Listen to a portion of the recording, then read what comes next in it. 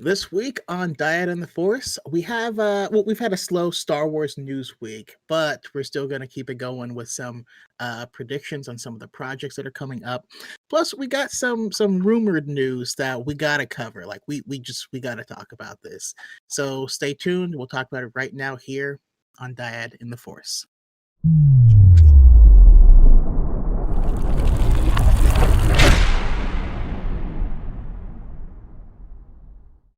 What is up, guys? Welcome to episode 20 of Dyad in the Force. Shouts out to the chat who have joined me from Tik Tok, X-Core Gamer Skill, Joel Stevenson, Heather Collins, Charlie Aitken, if I'm saying that right, or if I'm saying that wrong, let me know. Ladu, Ace Bronx, what's up? Welcome to the stream. We've got some amazing topics to talk about. How you doing, Chaco? What's up? I'm doing good. It's been a great week to be a nerd. You know what I mean? Like just in general, we got there's always Star Wars to go around. I just finished reading Victory's Price, the book. We had some Marvel stuff, we had some DC stuff. Just good times. Awesome. So guys, we are going to be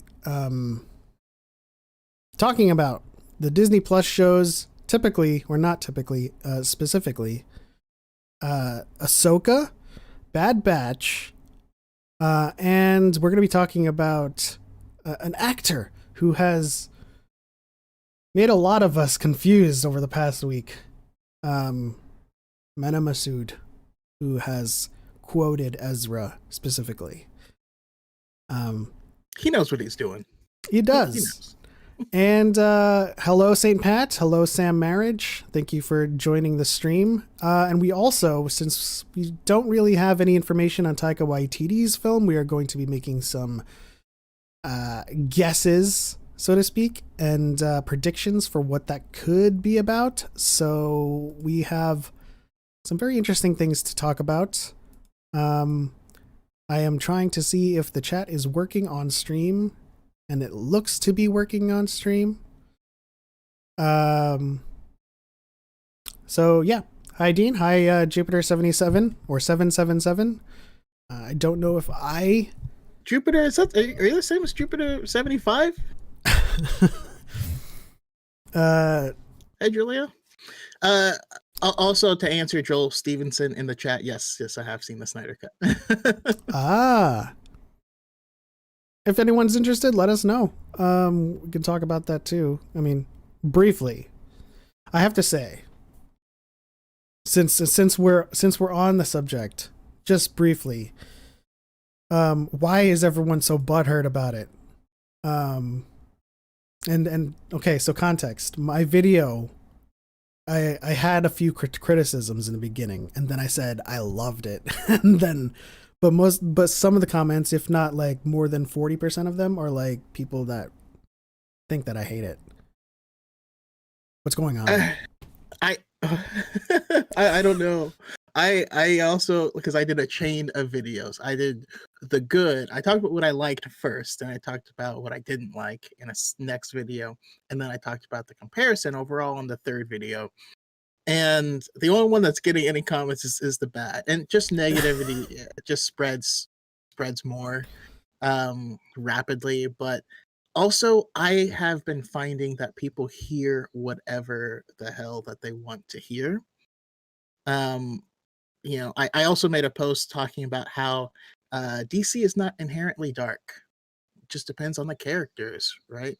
Yeah. And most characters have a status quo that is either light or dark. And man, you wouldn't believe the weird comments I'm getting on that. Of like, how dare you? You just want DC to be another version of the MCU. I'm like, what? That's not even relevant to what I was saying. So, yeah. I don't know. Someone also got mad at me. They're like, how can you say that the Joss Whedon version was too short, but this one's too long? And you're like, I mean, could there be something in between 2 and 4 hours? I don't know. I mean, could there have been 2? You know, part 1 and part 2, Harry Potter. Um, Infinity War and Endgame. My big thing though when it comes to length, I've been loving, like I loved WandaVision because each episode was an entirely different length, and each episode was just long enough to tell the story in its completion without it being bloated. That's what Yeah. I want. You know what I mean? You showed me the Lord of the Rings trilogy for the very first time. It was a wonderful experience. If you haven't seen them, well, you're probably an idiot like I was. I shouldn't say that, but I am late to the party, and I could have been enjoying this stuff for the past like decade. That being said, Return of the King didn't feel like it was anywhere near as long as it was. When it ended, and I saw what time it was, I was shocked. Yeah. Well, it wasn't the case here. I was like, huh, this is See the thing for me is like, if you're enjoying the film, it doesn't really enter your mind space as to like what time it is or how long it's been.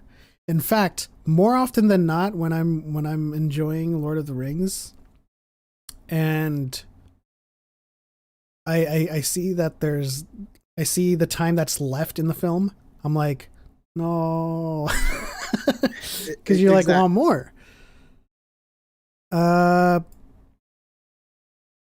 Should I be cool like you? Should I have my my arm, mic arm in view?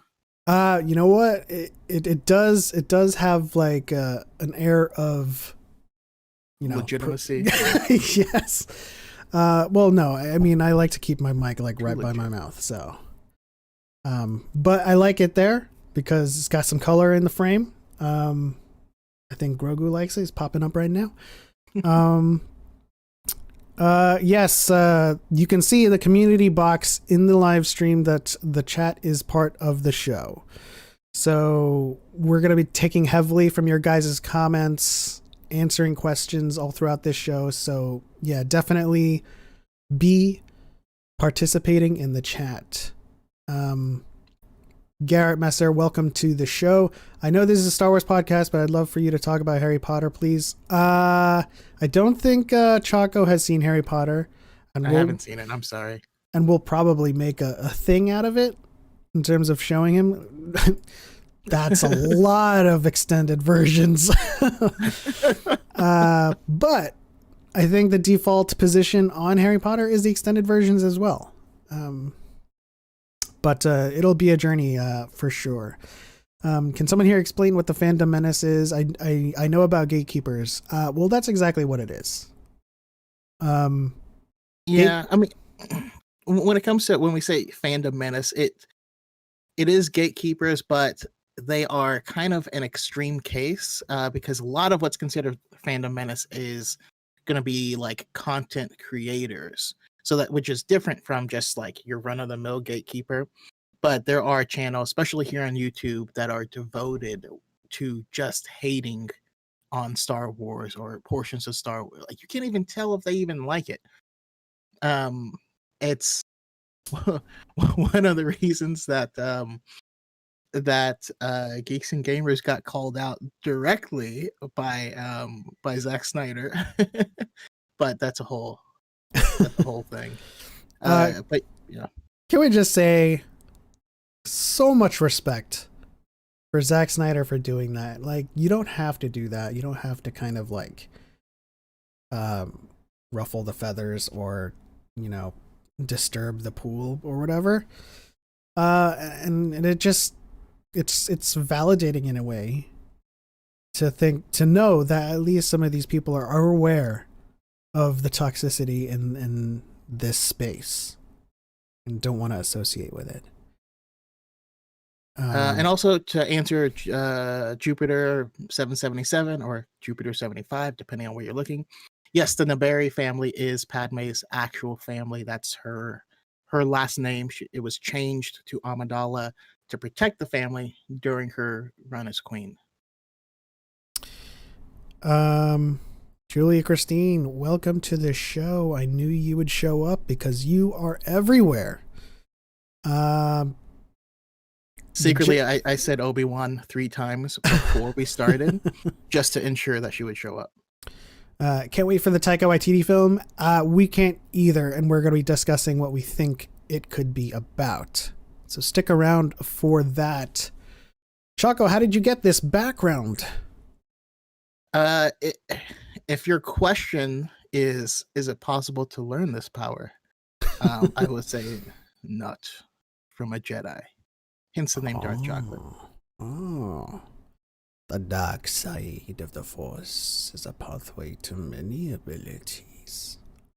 Some consider to be affiliated with geeks and gamers. I already answered that question. So what you're saying is, X-Core gamers, don't detail the chat with Batman memes. You go for it. You're absolutely free to fill the chat with Batman memes. I think I came up with a new one in my TikTok live a few minutes ago, which was Batman goes to Canada, is immediately sorry. It's good. give me one really quick, Chaco. Ooh. On the spot. Let's see. Batman tries scotch. Is Johnny Walker? I don't know. That's pretty good for on the spot, and it makes sense. Makes sense. Glad to hear Snyder called him out. That's very cool. Absolutely. Respect level is over 9,000. Choco Grogu is looking hungry. You should feed him. I concur. St. Pat, favorite podcast? Macaroons. Really inspired to start sharing my love of Star Wars. Thank you very much, St. Pat. Favorite St. Pat. Okay. Yeah, St. Pat, that actually does mean a lot because, like myself, I was pushed out of the fandom before because of all the prequel hate.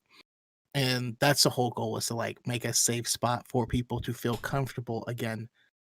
Actually talking about what they love. It's crazy, but yeah. Absolutely. Can we all take a minute to appreciate all you and Chaco have done for the community? Thank you, Jedi Council Podcast, for that sentiment. It really means a lot. We appreciate you too, Connor.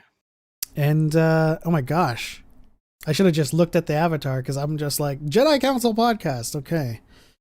Yeah, Connor, we definitely appreciate you and everyone else in the chat as well. You guys, of course, me and Chaco can do as much as we've been doing, and if nobody watches us, it doesn't really do anything, right? We can be positive and talk about what we love all day.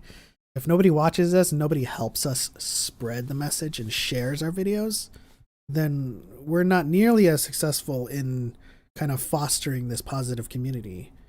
And so everyone here in the chat, everyone who watches our videos, everyone who subscribes, likes, shares our content, and makes content themselves, and also participates in this very ring, is, you know, part of this movement. So, yes. Let's get to our first topic. And of course, guys, continue to chat in the chat. Continue to participate in the chat. We will be addressing you guys throughout the show. We are largely just the Dyad today, primarily so that we can engage with you all throughout the show. But yeah, so keep chatting, and we'll talk to you guys throughout. Our first topic is Ahsoka. Now, of course, in our past videos or in our past episodes, we've talked about what it could be like surface level, and who we could see, but let's kind of dive deep into, I guess, predicting what the first season could be. Do you have a roadmap of the first season? I don't, but I can probably do one on the spot. Like a roadmap. I think that what we are going to see is we're going to watch Ahsoka find her way back to the Jedi. Yeah. That's what I believe it is. I believe that this is going to start prior to where we see her in The Mandalorian. And I think we're going to be able to see that. I mean, the magistrate is like, she's Bruce Lee's goddaughter. Yes. Which is just cool. And I don't think that character is going to be wasted. I think we are going to find out more about what happened. Almost like if you read the canon Thrawn books, the second book, there's like it jumps back and forth between a mission with Anakin and a mission with Vader. Yeah. That mission with Anakin happens during the latest Thrawn book as like a throwaway thing. It's like, so the entirety of that happens within the context of another book. I think we're going to get something similar. And so we are going to get, she's looking for Thrawn, but where did that connection come from? That's not something we've seen. What is her connection to Thrawn? She's in Rebels. Thrawn is the antagonist of the Rebel crew in Rebels, but what is Ahsoka's relationship to Thrawn? We don't really know that, right? Yeah. They didn't meet in Rebels, did they? No. And I do have to start the new Ascendancy books. There's only one route right now, right? Or is the only second one? one's The coming? next one comes out July, I want to say. And I will say the Thrawn trilogy as a whole also shaped how I feel about the original trilogy again. The Rise of Skywalker changed the scene where Vader saves Luke from becoming a new vessel for Palpatine. That's one way of this new content shaping or reshaping how I view Star Wars. And then there was the Thrawn trilogy, and I won't go into spoilers on these books, but Vader often refers to Anakin as the Jedi. And so that reshapes how I look at Return of the Jedi. And it wasn't just the Jedi Order that returned, or Luke wasn't like conceptually the Jedi that returned. It was the Jedi, Anakin Skywalker, that returned. So, just wanted to throw that out there. Jupiter77 says, after reading the bit of the Plagueis book I'm on, what if Rohan survived Order 66 because his dad on Naboo actually does go to get him to continue the family? It probably wouldn't happen, but could have. Do you want to answer that, Chaco? Let's see. Rohan. Oh, okay. Got you. That's hard to say because as a character, Rohan has not appeared in any canon materials, so it's hard to tell if they are even a person. But it sounds like you may in the Plagueis book, Rohan refuses to carry on the family's legacy because he basically meets with his father and goes along with things because he knows how it'll help his father feel. But he doesn't have any connection to that family at all. Ladu asks, basically the opposite of Dooku. Sorry, go ahead. Oh no, I was just gonna say, Ladu asks, what lightsaber form would you like to master? I would like to master Ataru, but I'm in no way, shape, or form in the shape to master Ataru. So I'll go with Sarisu, form 3. Chaco, you have an answer for that? Makashi would be you. Now I know it's too aggressive, too martial, but as a drummer, I'm all about that economy of motion, and it kind of suits how my brain works. You should learn Arnis or Eskrima or Kali. Actually, what was the first one you said? Arnis is Arnis. Another name for it. So Sarisu, but Jarkai. If I had lightsabers. It's weird. I always have drumsticks near me. You gonna play some? Yeah. Does bother me that Padme has this great supportive family, and yet, we could talk all day about and yet in Star Wars. But going back to Ahsoka, there's this obvious world between worlds angle, of course. Do you think it's going to play a huge role in her return to the Jedi? Is she going to like go through the world between worlds, and then she's going to see some things happening with the Jedi Order, maybe even glimpse some High Republic stuff? It's it's certainly possible. I mean, there's obviously a connection, but that's kind of what I want this to be in part is um like a pilgrimage of sorts. Uh and that's what brings her back into the Jedi. Um because as we see that she does have her beads back, her Ahsoka beads back, and her episode was called The Jedi, but I want her to go through and start visiting these places that are part of the Virgin scatter. Who knows if she can find another doorway? We don't know that, but maybe that's how she's going to try to save Ezra. Um, maybe she's going to go from temple to temple, and by doing that, she's going to find her way back. That's what I'm hoping for. I think that's largely going to be the case, right? Because the last time she was at the Jedi Temple with Ezra and Kanan, and I think Yoda speaks to her, right? Gosh, I need to rewatch Rebels. Yeah, Yoda did speak to her, and it was um, no, it was touching, and it was also very reminiscent of season 7 of Clone Wars. Mm-hmm. He's like, "You're coming back as a Jedi? Not ready yet." Yeah, I think and she's that's ready there. now. There's that yet, and of course, when they have to run away, she looks back and sees Yoda, I believe, again, and he's just like, "I'll be here I know. waiting." We'll leave the light on. Oh man, that brings me back to House Guest. If you drive off, I'll be standing here pointing. You remember that movie? I haven't seen it in like 20 years. So Yeah, that's a deep cut right there. I think definitely for sure it's going to explore her return to the Jedi as a concept. She's going to be a lot more comfortable referring to herself as a Jedi. Um, and of course, I think there's going to be a scene in this season that will be the live action version of the series finale of Rebels.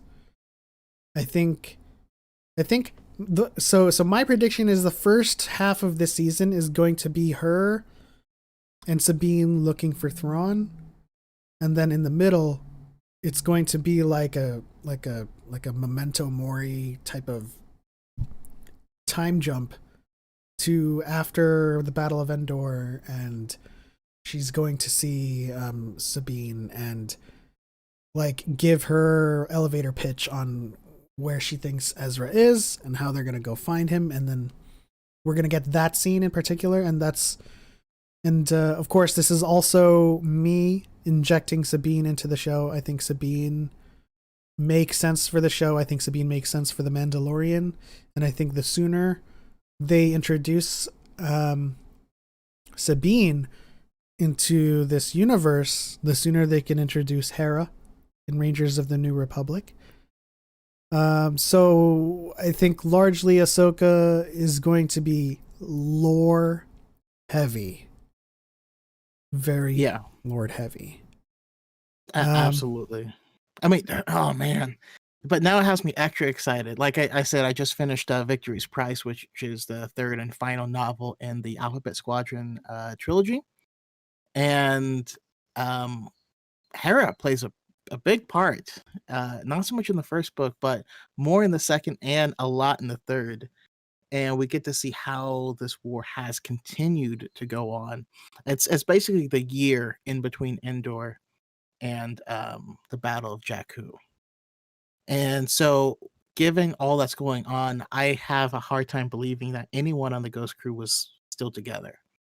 I think there's things that everyone had to do, missions and things that are going to take precedent. Hera had to be a general. She had to leave her son during that bit of time so that she can take care of business.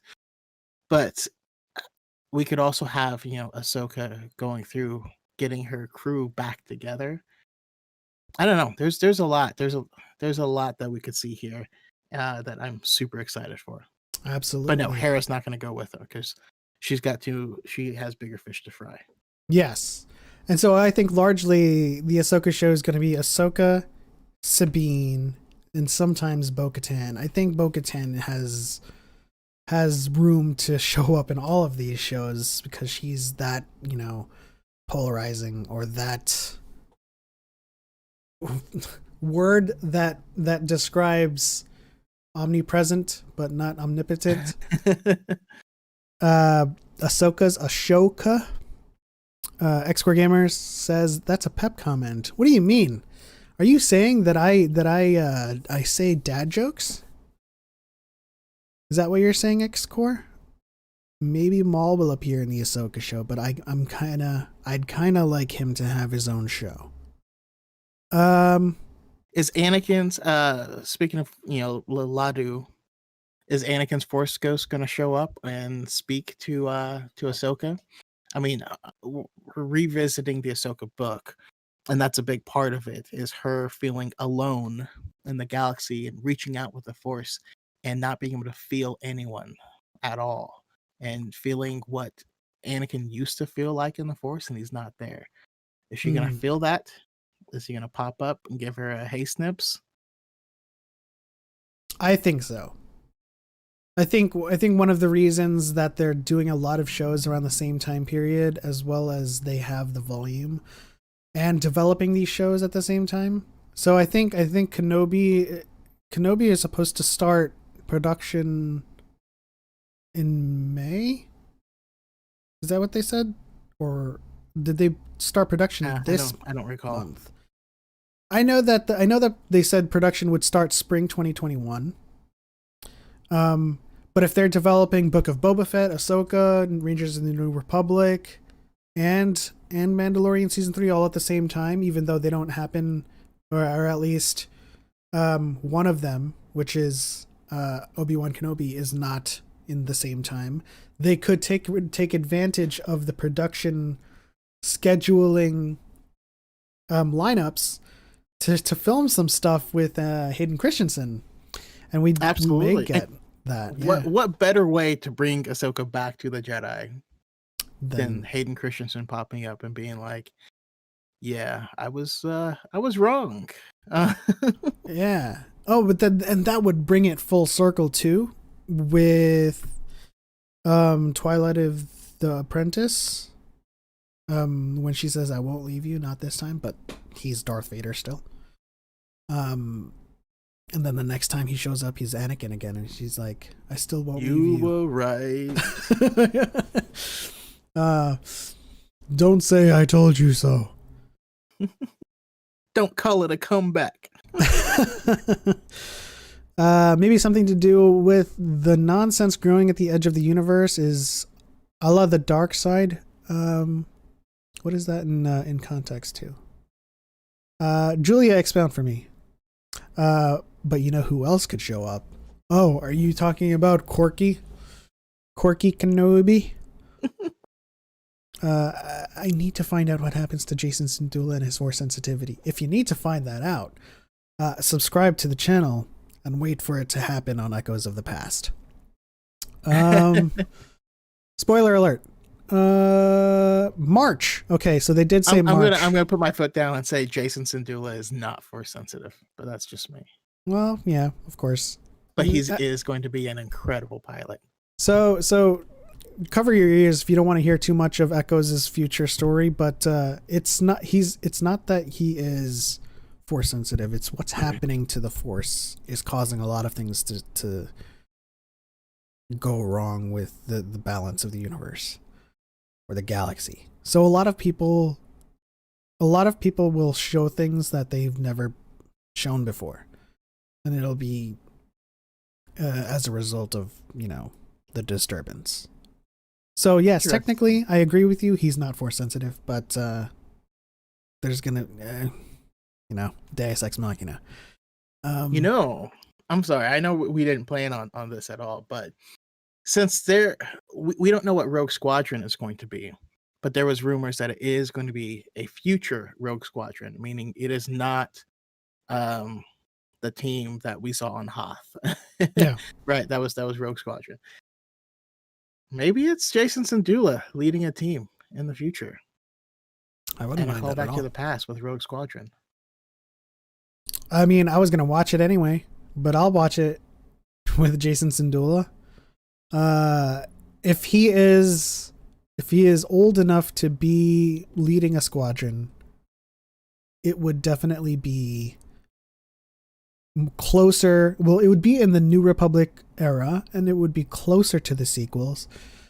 So, yeah, more content in the New Republic for sure is always welcome. I feel like all these new Star Wars releases are definitely going to make me cry. I think so too. I agree with that completely. I wonder if Ahsoka is going to meet Luke ever. So in Secrets of the Jedi, the canon book from Luke's perspective, he does talk about her. So there is like speculatively we can say that they have met or he knows her somehow. Maybe read about her. I don't know. Did Jedi holocrons keep like character profiles like video games, like a codex? But because most of the information was supposed to be destroyed or dumped or whatever, but again, he did find what's your face's cache at some point in time.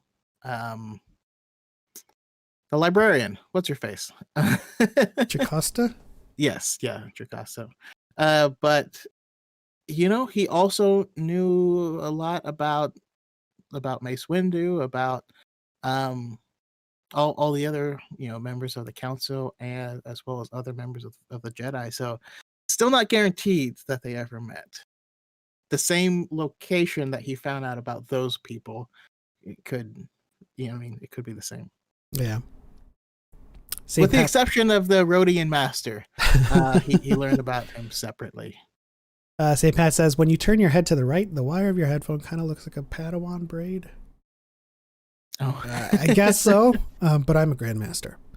I feel like Jason should have more Twi'lek features. He doesn't have any. He has green hair, which doesn't make sense. I mean, perhaps his ears could turn into a Leku-ish hybrid the more he grows, right? Ugh. Don't Twi'leks similarly have like a physiological thing with their Leku? Not that they start as an ear. I'm saying like that because I know Bib Fortuna's Leku is enough to scarf him.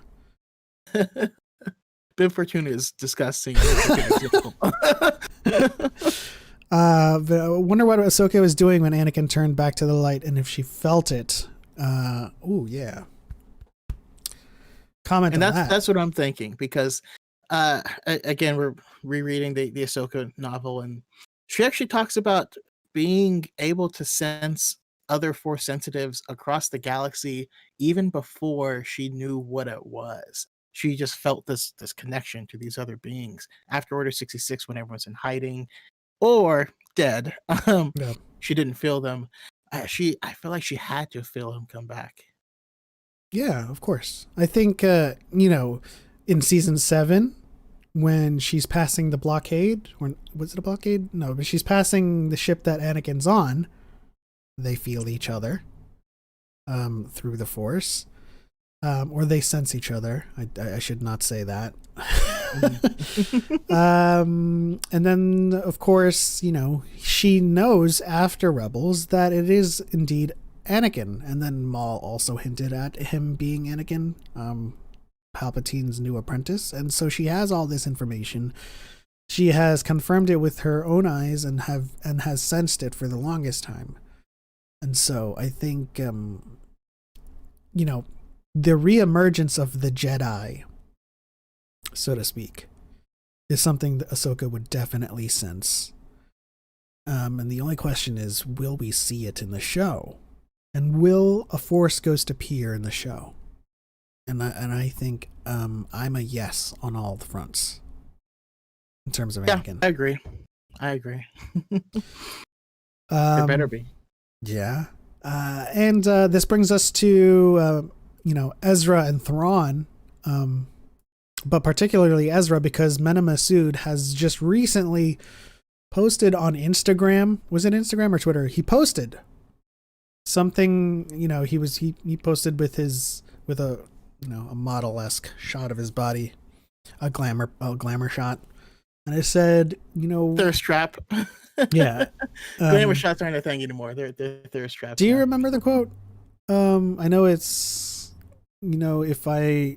once I get out of here. What was the quote from Ezra?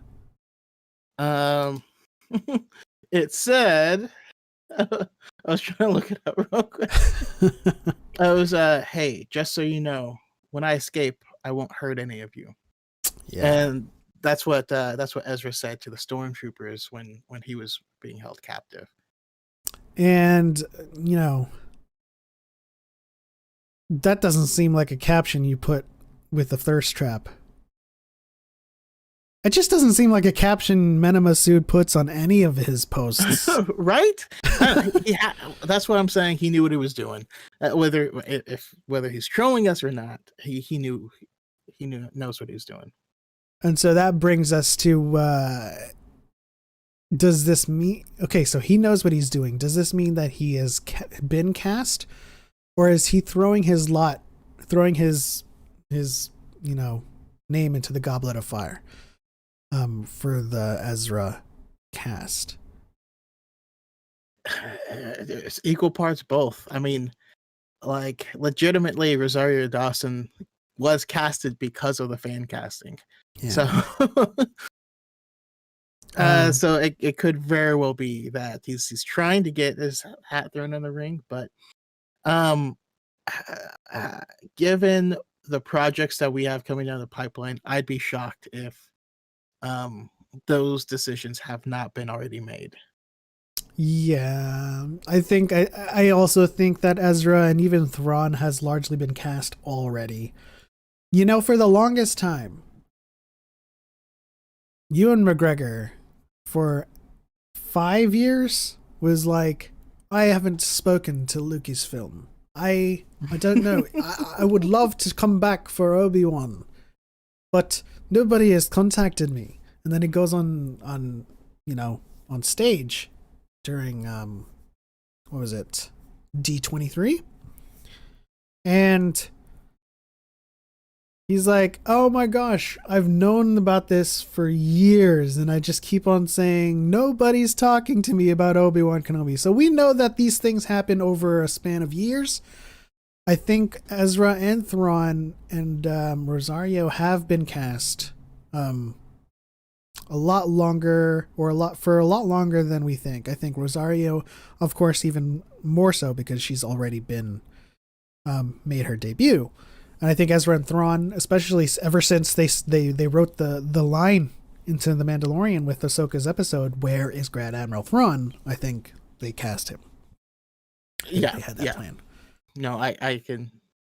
I mean, they had to have. If she mentions Thrawn, obviously that means that's going to be a plot point on something. It's a Chekhov's gun someday. Yeah. Who would you guys think would be a good actor for the live action Thrawn? Lars Mikkelsen is my number one choice simply because he's the voice actor and he could theoretically play him. But my second choice is Dan Stevens. Yeah, full agreement there. I mean, you really sold me on the Daniel Stevens. All of my predictions are likely too expensive. Because because I would love to see Michael Fassbender in the role. I think he would do a really good job. But that's my main one. The rest I agree. Okay.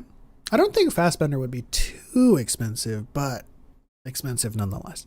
More expensive than Stevens or Lars Mikkelsen. Yeah. Obi-Wan is the grandmaster of trolling. He is. I like when studios listen to fan casting.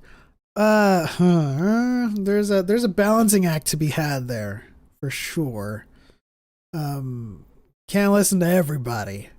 Just because I don't agree with John Krasinski and Emily Blunt for the Fantastic Four couple of the year.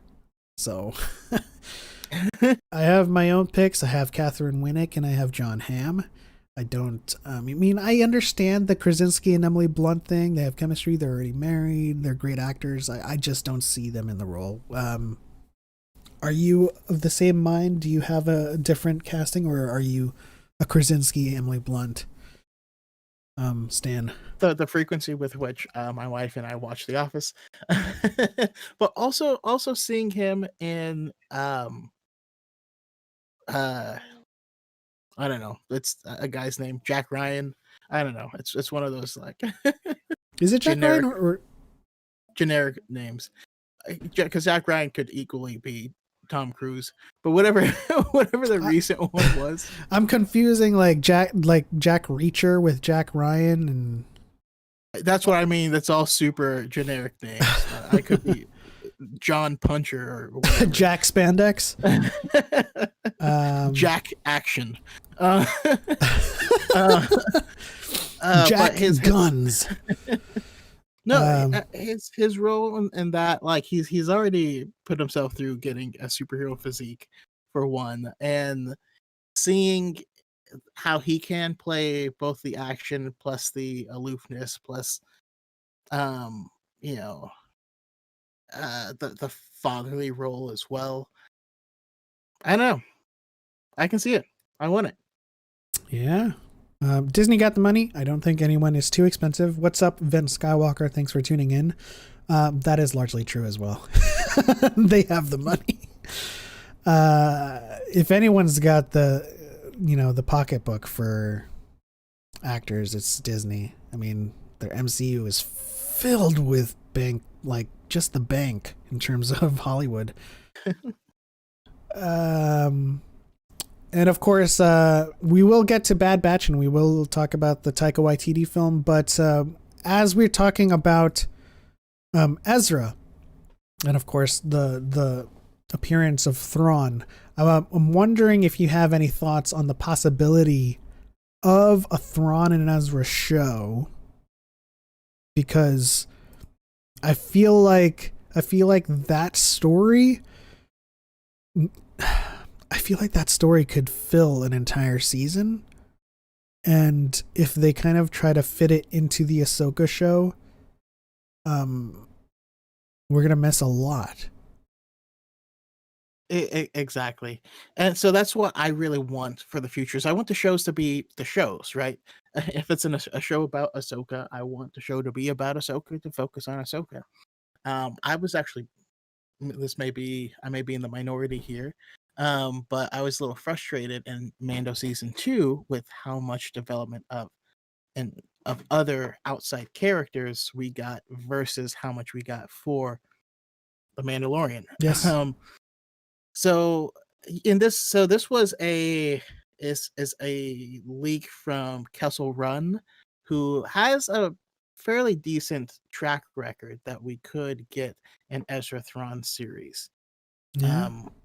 Now we don't know much or anything about it, but I would love to find out that in between, because that there is, like, if this were the Clone Wars as a show, this would be a separate arc wherever they crash land, and then they have to like make their camp, figure out where they are, figure out how they're going to get back. And Lost in space. Exactly. So I would love for us to get a whole season of Ahsoka. She's looking for Thrawn or whatever, finally finds him at the end. And then we get the Thrawn Ezra show, which is a backtrack, and it explains their journey up to where they meet. And then after that, we can do, I don't know, a new series with both. Maybe they'll both just be in the next season of Ahsoka. But I think that that's a story that's very worth telling, but big enough that it needs to be its own story. Absolutely. Could you imagine if that was like how they operated the Disney Plus Star Wars universe? If like, okay, so we have Mandalorian season 2, the finale, and then a sizzle with Boba Fett, Book of Boba Fett, And then they have the Ahsoka show. They find Ezra and Thrawn at the very end, and that's like and then there's a sizzle for season 2 of Ahsoka or something, and then there's a sizzle with and it's a flashback. They're coming to, and they're waking up on this desert planet or something. Thrawn and Ezra look at each other, and they're like, "Where are we?"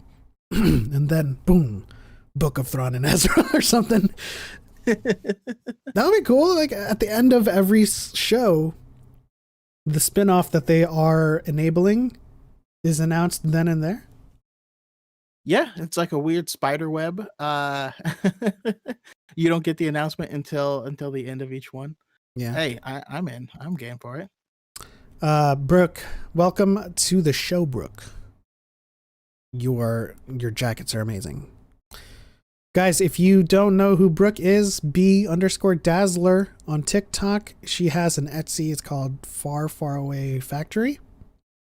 And her jackets are incredibly brilliant. Oh my gosh. The last 2 that she did, and I think, no, she did another one recently, but they all look incredible. Sorry, I had to do that. But Brooke says, if not, I would love to see an Ezra Thrawn comic. Oh, that would be great too. They definitely have a lot more freedom there with the story. As Chaco says, books and comics are the best. They're the best version of Star Wars. They had to develop other characters in Mando to develop Mando, though. That is true, X-Core. I see where you're coming from. I think, developing Bo-Katan and developing the mythos in Mandalorian history ultimately develops Mando. And in a sense, I think season 3 is going to deal with more development for him outside of the mask. And that's what I'm looking forward to the most, is that season 3 we should get a lot more, because I understand the concept of yes developing, like you said, Bo-Katan is going to help, because you can see kind of the juxtaposition between the common Mando and her faction, but beyond that, there's a lot of things that were they were great to watch, a lot of fun. And action packed, but didn't add to Din specifically, or Grogu.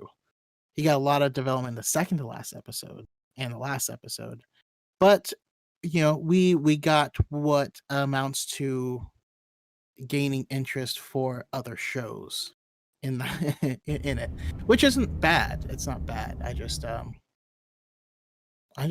want more Din, you know what I mean? Like, yeah, hopefully that's not a problem. Man, I want to watch Grandma's Boy. Here's your Din.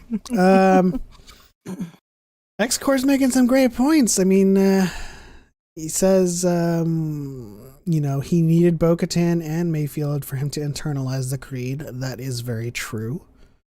Yeah, and that's what that's what I just said. The second to last episode, that was Migs Mayfield episode. But like, even in that episode, the amount of development that Migs Mayfield got wasn't incredible. So like, now Migs Mayfield is the second most developed character next to Din in the series. So if you can do that in one episode, I don't know. I think where X-Core Gamers is coming from, and largely where I'm coming from, is a lot of Din's development is externalized because of the helmet, and once he takes it off, it's going to be a lot of introspection for him, and that's what I'm looking forward to. Yeah, I think season 3 is gonna be the bomb if we're gonna go back to the 90s. Let's see. Who's the bomb? She's the bomb. Who Dally? I wonder how much Star Wars systems and galaxies have been charted and explored. You can look up swgalaxymap.com. That's the current canon map. I think I got that right. Chucko, if you can double check that for me. If you can. If not, you don't have to. But Let's see. I'm wondering if space whales could have taken them to a place unknown to anyone or untouched for thousands of years. That is certainly possible. How much of this do we think is the sense of Din as blank slate, audience point of view character? You know what? That's also a great point. I think Din has a lot of self-insert. Mm-hmm. Yeah, absolutely. Yeah. If you guys have any more questions about the Ahsoka show and what we think about it, just leave it in the chat and we'll address it. But we're gonna move on to the Bad Batch. Now, obviously, a lot of this has already been speculated upon, and our predictions are well out there at this point.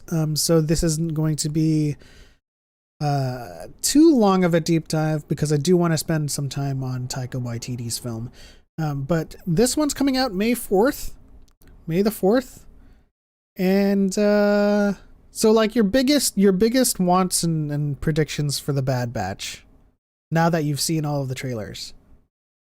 With all the trailers and knowing that it's going to be popping up soon, whew, I just need to see who they are on the run from. Yeah. Because we know it's got to be a solid team or something like that. I don't think they're going to be being hunted by Inquisitors. But who knows?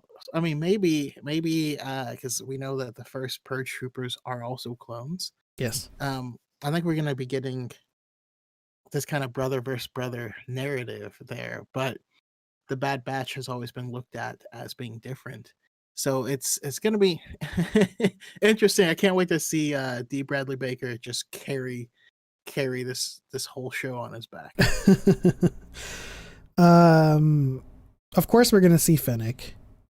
Of course we're going to see the Bad Batch, right? It wouldn't be the Bad Batch. We're going to see the Bad Batch. You know what? I'm going to swing for the fences here. I think this is a great opportunity to give us, of course, the 2017 Vader with Palpatine and the propaganda in Coruscant after Order 66, how he's going to paint the Jedi as criminals, how he's going to shape the narrative and spin the events of Revenge of the Sith in favor of him. And I think this is a great opportunity to explore some survivors of Order 66, like Quinlan Vos, Cal Kestis, and I am like blanking right now. There's one more that I'd like to explore, Caleb Doom, because we do have in the last Padawan comics, some of his clones actually fight through the chip. And so, exploring this. We got Eth Koth as well. Oh my gosh. The last of the Jedi you will be. But as you said, like this brother versus brother kind of narrative, I think is a great angle to explore. And I think exploring how some of these Jedi survive and how the Bad Batch kind of doesn't follow through with Order 66, how some clones like Caleb's, I think it was Styles that did it, or was it Styles who let him go? I think it was, yeah. But yeah, like Cal Kestis, maybe he was being chased by clones and it was a clone that he grew connected with, maybe some from the ship that he was training on. One of those clones just like caught up with him and was like, just save yourself, and then he fought through it. Well, you know who I want to see? This is kind of my dark horse person I want to see. Lux. Interesting. I saw a cast for him, a video. I forget who did the video casting, but did Dylan O'Brien, I think, cast for Lux Monteri. Yeah, but so Lux Monteri, as you know, has just been on the losing side of everything, and he has just had this rough life where he was a separatist. His father died due to being a separatist. Then his mom was killed. Then he tried to oppose them and join Death Watch. uh, Spoiler alert, it didn't end up going too well for him. And then not. after that, he goes to Onderon as one of their freedom fighters. That's when he loses Stila. And he's fighting, this war. Finally, they do win Onderon, and it goes back to the Republic. And then almost immediately, the Republic turns into the Empire. And then he rebels against the Empire as well. Spoiler alert, he continues with some of Saw Gerrera's missions, with an offshoot of the Partisans known as the Dreamers. So he has a long place with this all the way throughout, and I would love for him as one of the characters that we catch up with as a through line throughout all these stories. Yeah. Do you think he could show up in Ahsoka? Just for some awkward. I'm a separatist. Do we look so bad? Like, yeah. You think the show is going to ship Ahsoka and Lux again? Oh, well, I don't know. I think Ahsoka could theoretically meet back up with Barriss. And I think that's going to be a ship that I'm going to get behind. Enemies to lovers. I would like it if the Boba Fett versus frenemies to lovers. Yeah. I would like it if the Boba Fett versus Cad Bane arc happens in the Bad Batch. Yes, I think it might. I think it will. We need an answer. We need a canon answer for the dent in the helmet, and the dent in the dick. Yeah. Sorry, the phrase is just a good phrase. I'm just gonna. Is it a tongue twister? I don't want it to be. I'm not convinced Lux didn't take over storylines that could have been given to my sweet boy. Oh, are you talking about Corky? Well, my biggest want for the Obi-Wan Kenobi show is Corky showing up. I don't know. You're not a Corky Kenobi guy, are you? I am not. But this week on the High Ground podcast, yes, we're going to be talking season 1 and 2 of the Clone Wars, and Julia Christine is going to be coming on. So I am preparing myself for lots of Corky. Yes, that's going to be a fantastic episode. Julia should be amazing on that show. I think she has the propensity to convince you to be Corky Kenobi. There's a lot there. I'm open to it. And for Ladu says, isn't Lux dead? Lux does not have a canon death. There's a lot of people who don't have a canon death at all. But we do know that Lux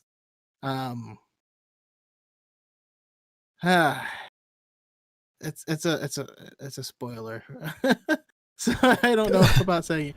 But no, he lived for quite a while. He did live for quite a while. He outlived what we know. He was alive during the time period of the Death Star being created. Well, I think I can safely say that he lived past the first Death Star blowing up. Julie, Christine, can the episode be called Dent in the Dick? This episode or the episode you're on with High Ground? I think we should have a through line here. I'll name this episode Dent in the, and then you can be. You can just be for that layup. Absolutely, that's what I'm here for. Well, he isn't in seasons 1 and 2, so it'll mostly just be Obi-Wan. Oh, are you talking about the High Ground episode? I'll watch it nonetheless. Obi-Teen, Ovaltine, same thing, sweet as hell, and you can use more of it all the time. Why is it Ovaltine, not Square Teen or whatever? Sorry, that's a throwback from Seinfeld. I don't. The really terrible comedian. No, yeah, he's not terrible. Don't make that. Well, of course you can think that, but he's the butt of the joke within the context of the show. Oh yeah, not that he's a terrible comedian, but that's. Okay. Yeah, I got it. So any thoughts on Bad Batch? Of course, seeing Fennec Shand. And then, of course, showing clones that didn't go through with Order 66. And yeah, some closure for Echo, some closure for the Bad Batch.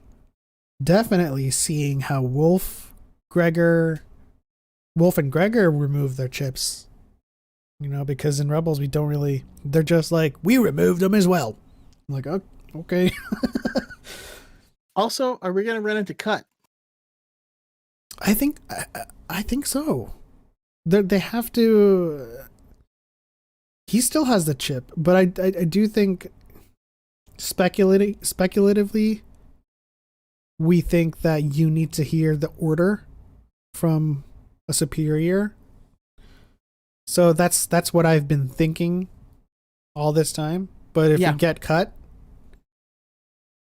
and he does, and he confirms it, then I'll be able to say canonically, you need to hear the order.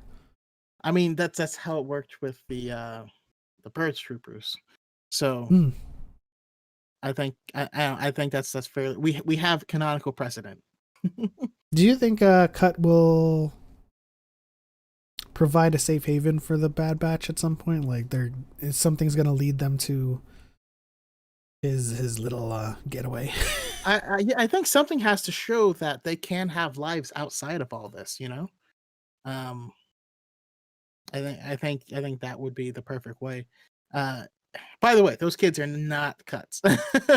just wanted to point that out.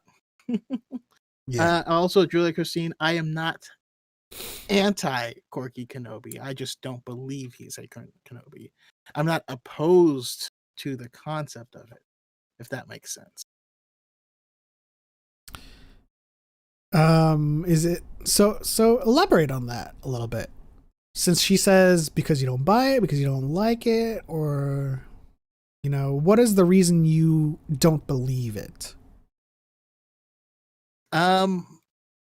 Yeah, I just don't buy it myself. Are you saving this for high ground? Well, no, I'm not trying to be like a stoic or anything. I just don't. I just don't buy this hidden story. I don't buy her not being willing to tell Obi-Wan, or for her to not acknowledge her own son in such a family-oriented, group. I just don't. I don't think she would take that option away from Obi-Wan, and I think if Obi-Wan knew, he would absolutely have left. Well, where I land specifically on what you just said, and you could definitely save more of this elaboration for high ground to go deeper into it, but I think if she loved Obi-Wan enough to not ask him to leave in the first place, she loved him enough to not tell him about something that would make him leave the order. So there's. But would she pretend that it wasn't hers? I think so. Why? What? I mean, if the goal is to not raise any red flags in terms of with Obi-Wan, suddenly I have a son. Of course, Obi-Wan's gonna ask questions. Okay, but when he's off planet and back at the Jedi Temple doing his thing, and she's like living on the planet, I don't know. But I'm not saying it's impossible. I'm not saying it's impossible at all. Yeah. But I'm just saying, like, if you are going to hide it from Obi-Wan, who is a Jedi, who is not going to be back to this planet, who's off doing his other things, who's not likely to hear about it, and you come from such a big and family oriented planet background, all this stuff. You don't think they kept in touch? No. Well, we'll save it for the high ground. Chaka will be talking with Julia Christine about that very subject. I'll be in the chat being Corky Kenobi. I'm sure she can convince me. I'm sure of it. We just haven't had that conversation yet. Yes, I absolutely agree. I think she's got what it takes. But moving on to our final topic of this episode, we will be talking about Taika Waititi's movie. And after seeing the trailer, you kind of have some idea as to, what he's going for in terms of story. But what do you think so far? Sorry, what? A trailer? I am trolling everyone so hard right now. There is no trailer. We've only seen we have only seen the logo treatment, which looks like a dinosaur's Land Before Time logo, which leads into my thoughts on it. But what do you think this movie is? Well, so the whole dinosaur angle, for one. You know who else loves dinosaurs? Daniel Jose Older. And that is something that they were trying to introduce into the High Republic, is locations with dinosaurs. So, that being said, it could be taking place back then. What if we're getting an adventure on the vessel? With Affy and Geox? Yep. Leox? It was like Geode and Leox. No, that's like if he and Geo got together, that'd be their ship name, Geox. Interesting. Very, very interesting. I mean, I'm down for anything in the High Republic era. I think a Firefly-esque show featuring, Affy, Geode, and Leox I'd show up 110% for that. But I think the prehistoric nature of the logo treatment says a lot more about the time period than I think a lot of people are willing to go for. I don't know whose stream I was in where I was positing this, but I think Taika Waititi's film could very well give us Dawn of the Jedi. I do think we could get the prehistory. We could get the Call of Thoyor, and Dawn of the Jedi with the Jedi and Tython, because Tython is now canon. So a lot of things are leading up to this, like Tython being canon. The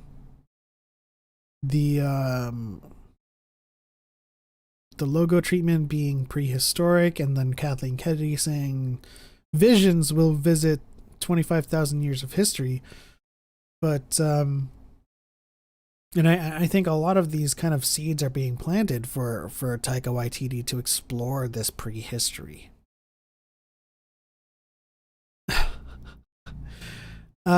Julia, thank you. I also love it when you're absolutely everywhere. Because you're everywhere, 2 stars. I'll stop it. I apologize. No apologies needed. Do you? I like the co-writer for Taika's movie, Christy Wilson Cairns. She co-wrote 1917. Interesting. So you're saying there's a co-writer for period pieces? Ooh, I like it. I like it. Um, by the way, the chat now has me asking a question: Is what exactly are monster cookies? Are they monster flavored? Are they scary? I don't know. Where monster cookies from where? Oh, Juliet Christian just said she's making monster cookies, and I don't know what that means. What in the world? Are they huge cookies? Are they scary cookies? I have no idea. I don't It know. depends on which monster. It could be a kaiju cookie for all intents and purposes. X-Core Gamer says a King Kong cookie. X-Core Gamer says Python being canon now makes me a little nuts sometimes. Interesting. Elaborate further, X-Core. Yeah, why is that? I don't. Does it make you a little nuts, or does it make you nut? There's several there's several distinctions to be made. Connor, it was said you would join the Sith, not join them. You saying there was a trailer? Oh, I gotta find my times to troll. I don't troll a lot, and so, of course. I mean, what kind of you guys would be a disappointment to me if a trailer did drop and y'all didn't know about it. I know y'all knew about a trailer or the lack of a trailer. They're very large oatmeal peanut butter M&M's chocolate chip cookies. Oh, so they are Okay. Oatmeal peanut butter M&M's and chocolate chip cookies. Well, that sounds amazing. It does. I don't see the connection to Monster though. I guess you could say like that's a monstrous combination. Every time I think of oatmeal peanut butter M&M's and chocolate chip cookies and the history of swear words, I think of a monstrous combination. I got nothing. Charlize Theron. I don't know. Let me hear your Charlize Theron. Oh, no. I was saying she was in the movie Monster, and maybe those were the cookies that yeah. the character enjoyed. Yoda's a huge troll, so it makes sense. Absolutely. Mine! Yep. Well, they are very big. Interesting. But, so big thing though about Taika Waititi is he has some amazing, comic stylings, right? He's just a funny dude and brings some humor into any role. Is there anything that would jump out to you that he should do? I mean, other than the obvious Hondo Onaka, I would still love to see that. I also partially want to believe that Hondo is immortal and is alive in in all eras. He exists. That's it. Now if he's not going to do if he could inject his like brand of humor into a Dawn of the Jedi story, I'm all for it. But if he were to do something that is like a Thor Ragnarok type of Korg-esque humor, definitely Hondo Onaka for sure. Whether or not it's in the New Republic or if it's during the Empire is something that I can't quite put my finger on, but I think Johnny Depp, Hondo Onaka, Taika Waititi is a banger of a film. What do you think? I could see that. I definitely could see that. And mostly because of the rumors and stuff. I also think RDJ could play that role as well. Ooh, yeah. I mean, it takes a little bit of imagination to see it, but it's definitely possible. I'm trying to think of like other actors that would be an amazing Hondo Onaka that have not played a pirate. Because I know a lot of the Johnny Depp's ones are like, oh, Jack Sparrow. Make a Jojo Rabbit, but replace Hitler with the Emperor. With the Emperor. That's a good one. Who's that guy? Ralph Fiennes. No, not him. I'm trying to think of others, but No, you're right. You're right. A Hondo Anaka show does make sense under Taika Waititi as well. See, I'm just of the mind of trying as hard as possible to get to the prehistory of the Jedi, because we need that context. We need the two moons. We need the Bendu, the Ashla, and the Bogan, and we need this canonical Grey Jedi can't exist. We need it. We need people to see a movie, and then we need some master of the order of the Dai Bendu just being like, you cannot use the dark side without corruption. And then some student is like, but I want to use both. And he's like, no, you can't. And the person who plays that is Benedict Wong. You can't use the dark side. You want it more? Man. I love this idea of Tim Curry as like young Tim Curry. Yeah. But obviously that's not possible. Hondo movie would be profitable. There's one thing that we have that they don't. What is that? We are desperate. I want to see Space George Clooney getting a crew together to do a big heist, but then they run into more than they bargained for. You think George Clooney could play Hondo?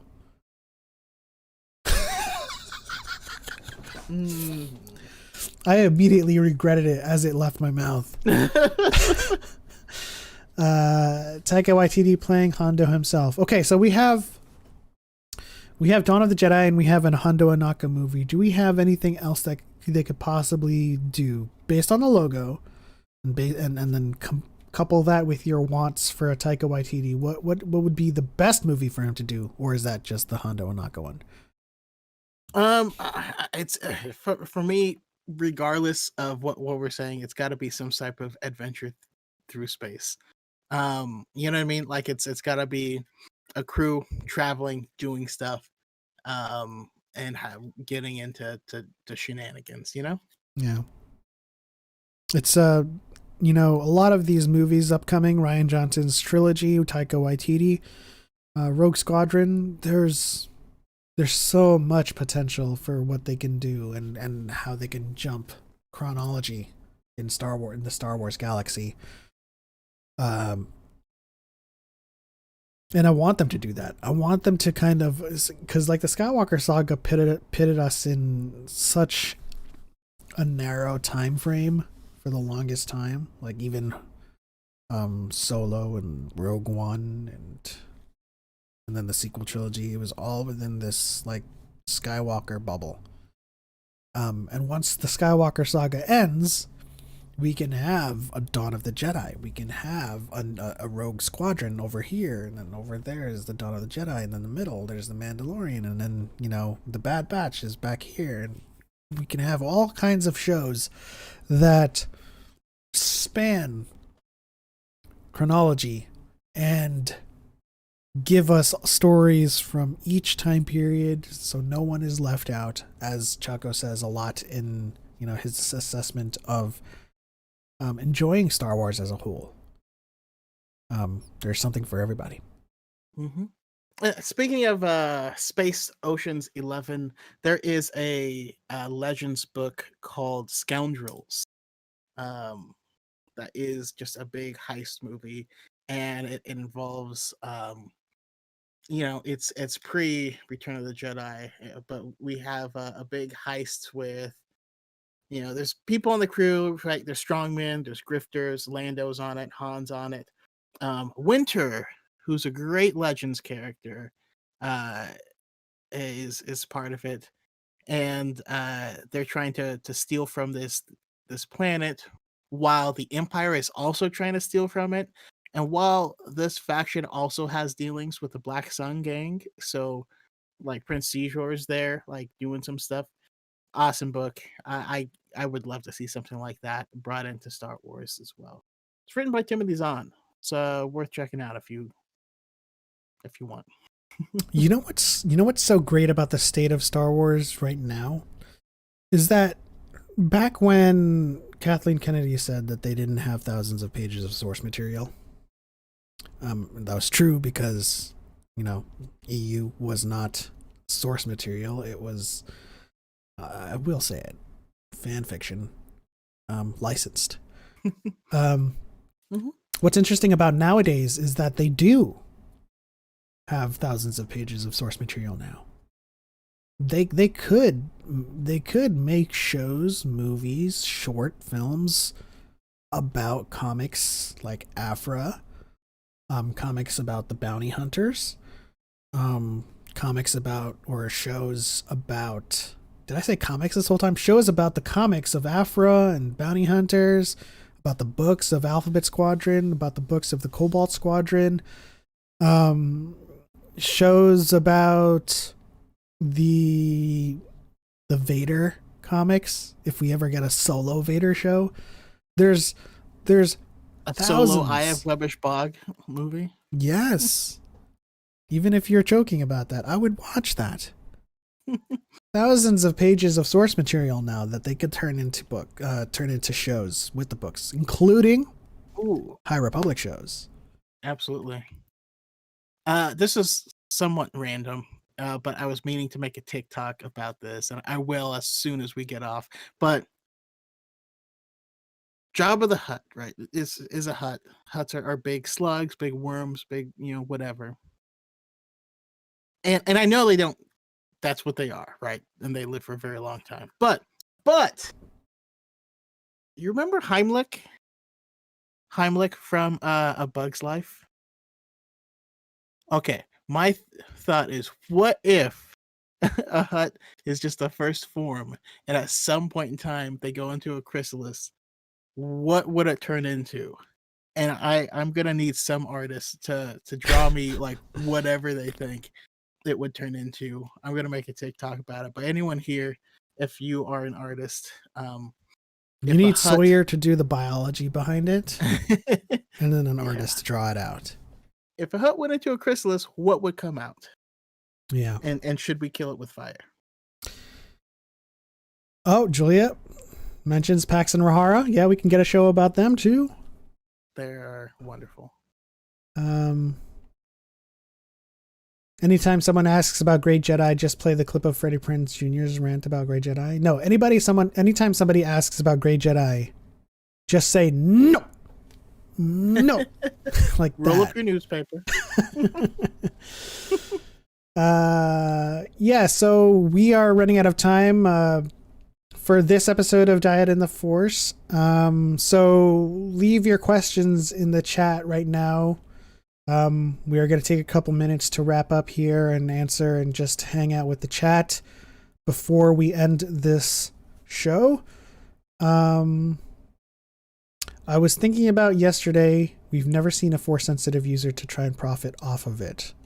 Well, in the Rising Storm, there is a sellsword or sword for hire named Ty Yorick that we're going to see in the High Republic series. So I can't wait for that book as well. I'm trying to see what it's like for someone who is a mercenary-esque,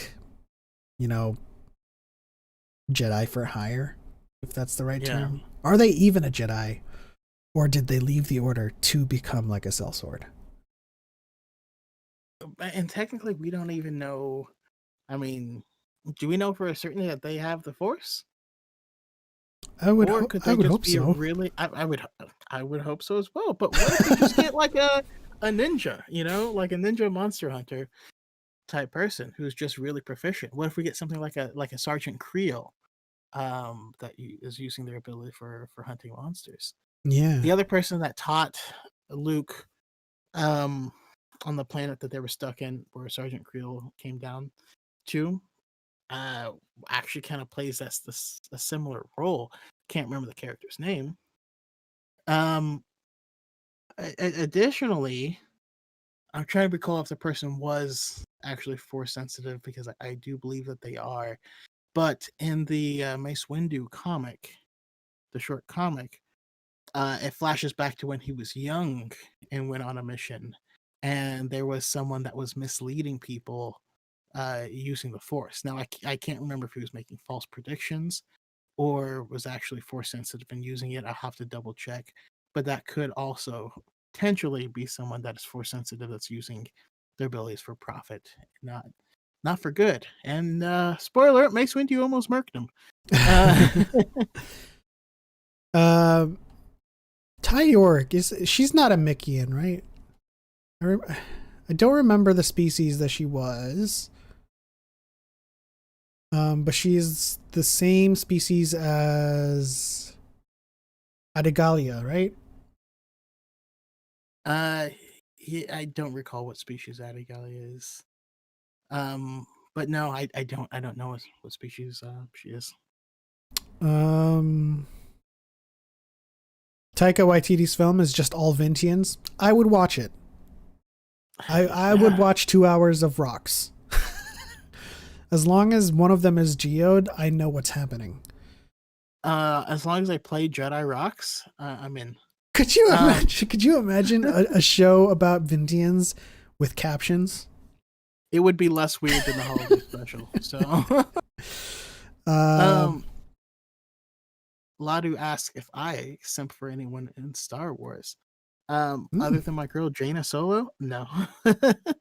Yeah, it's hard for us to simp, but we do have our bays. Satele Shan for me, and Avar Chris is climbing up there.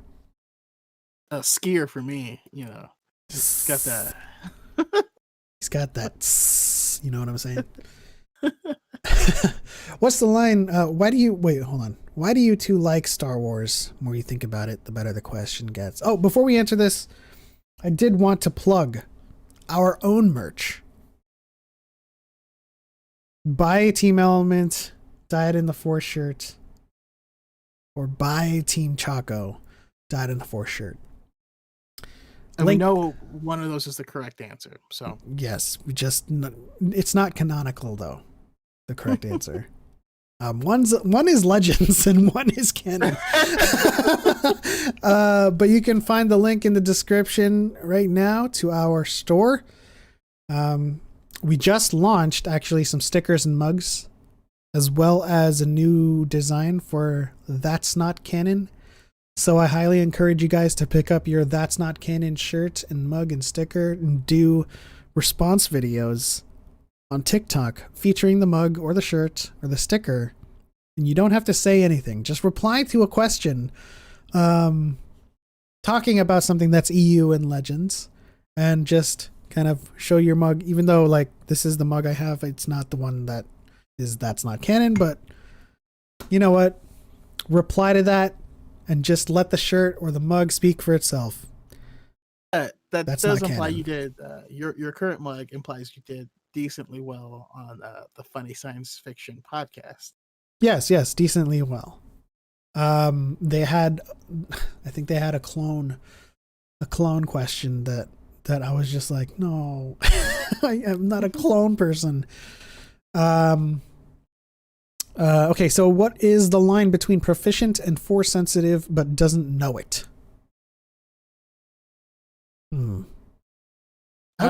Wouldn't you think Han has some kind of like sensitivity? I would think so, considering his luck, and from my experience, there's no such thing as luck. But that being said, the question leads me down a different path, because there's lots of people that were force sensitive, and at least, I mean, I guess some of them is going back to Legends, but not knowing it is not uncommon. Rey is quite powerful. She didn't know it for a long time. If you go into Legends, Darth Bane, same thing. He had no freaking clue. Which I'm also curious how far in that book you are, Element. But yeah, I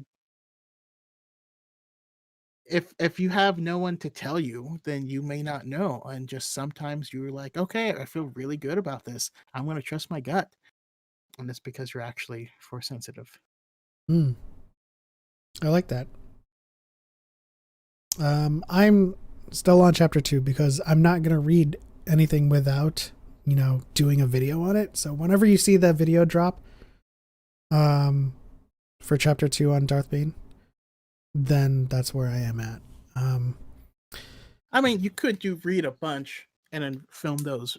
That's what I plan to do. Don't expose me. That's the guys. That's the mythology behind Element 7. I'm reading with you guys. Okay. I was upset that there was no deleted scenes on Tross Blu-ray. Do you think we may see them someday? I guess if there weren't on the Blu-ray, then I guess they don't exist. But there's a lot, aren't there? Yeah, don't we have? I guess it's a whole documentary, but I don't recall deleted scenes. Yeah. Winner gets a hot chocolate. What is Mustafarian's armor made of? I don't remember. Mustafarian's armor? If I'm not mistaken, their armor is made by the shells of the Mustafarian. I think they're like giant fleas that they ride. Yes, that's the answer. I remember from Connor's video. Well, but also that's what they rode in Dark Disciple. The fleas? Yeah. When they rescued the kids from the compound? I don't pay attention to that stuff, honestly. Admittedly, I mean, that's one of my weaker points in lore is the species, the creatures, and I was surprised at myself for knowing Krykna when I was watching that Mandalorian. I was like, that's a Krykna, and I was like, how the hell did I know that? And then the other thing, I only know creatures that are like of consequence to the lore and the story. Because now I remember them riding the fleas. But it was a little it didn't add a whole ton. Yeah. I know the Zillo Beast. I know the Rancor. I know there's a lot of species that I don't know though. I know. Do you remember how cool the upcoming cover is for the High Republic comic where Avar Kriss riding a Rancor? Oh, yes, I did see that one, but my mind is on the variant that is just her with her saber like this, and it just looks like Katie Lotz. Sorry, I like Katie Lotz. She's cool. Yes, she is. Luke and Leia had no clue for like 20 years. I really like the idea of Han being force sensitive. Yes, I know some OT fanboy is probably slamming on his keyboard for liking this theory. No, I think a lot of people argued at some point. I remember when I was growing up with the films, specifically the prequels, a lot of people were kind of questioning his force sensitivity. You don't have to. I mean, Poe could have some kind of like he might be cusping, like these people could be on the cusp of attuned, sensitive. We don't have these thresholds, but we do know that at least with Chirrut Emwe is concerned, he had enough midichlorians to be aware of them. But he could not, use the force as someone with even more could. So we are at least aware of those people. And the same was true of Lyra Urso. Yes. Choco gets the Choco. You should send him some Choco sticks. Choco tacos? Oh. Throwback to Good Humor ice cream truck. That's what I get all the time is Choco Tacos. Let's see here. The Trostalian scene are in the novelization and would have been featured in the comic adaptation before it got canceled. Well, I like having those scenes live in my head from the novelization. But yeah, I mean, I can see how that could upset you. Additionally, I don't think they would include.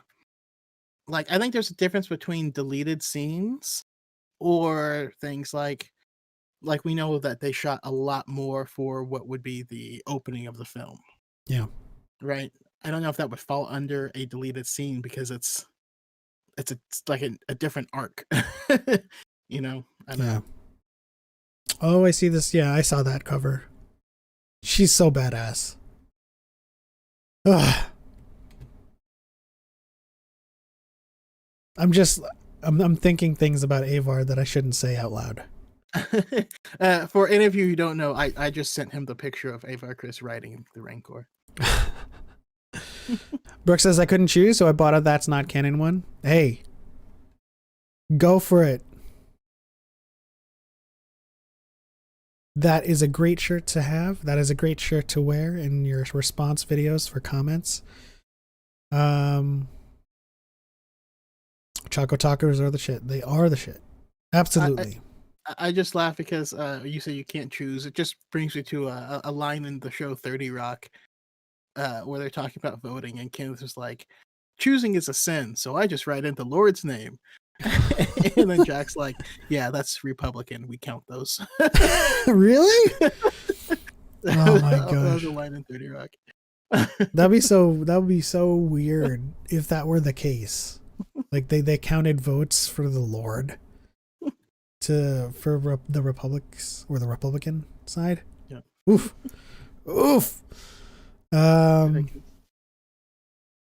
Yeah. So, okay, so it looks like we are out of time. I want to thank all of you guys in the chat for participating. DePaul, Harith Productions, Connor, X-Core Gamers, Tommy P, Julie Christine, I said X-Core Gamers, but you get a second shout out. Brooke, go to Far Far Away Factory on Etsy and get her stuff. It's amazing. Sam Marriage. Yes. Ladu. And a bunch of people that were probably here but have left because of their time. So yeah, thank you guys for sticking around. Thanks for tuning in. Brandon Dean. Yes, you missed the stream, but the VOD will be available as soon as we end this stream, so you can just rewind and watch it over again. But you won't be part of the community box in the stream like everyone else is right now. But thank you guys for hanging out as always. You know, it makes us feel validated when people watch us and participate with us in these live shows. You know, just to know that people enjoy what you do. And to have you guys participating in the chat and engaging with us with the show, making the show. Like, I think ultimately what I want is for the Dyad and the Force to be 50-50 talking about Star Wars, talking with other Star Wars fans in the chat, and sometimes inviting some of you guys on to be on the show as well. But of course, all of the logistics of that is happening and being worked on as I speak and as we move forward. But thank you guys for tuning into this show.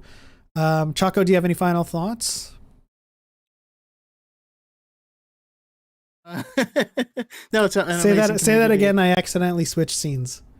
Oh, I just said I love you all. Thank you for helping to make this community great. And like it's like the best. I know the cool people in the Star Wars community, as I always say, are the best part of any community. Hard stop. Absolutely. Sam Marriage, this was my first episode. Massively enjoyed it. Thank you very much for tuning in. And we're glad that you enjoyed it heavily. Guys, thank you so much. We're ending it here, but on to the next one next week. We are all the Republic. For light and for life. May the Force be with you. Always.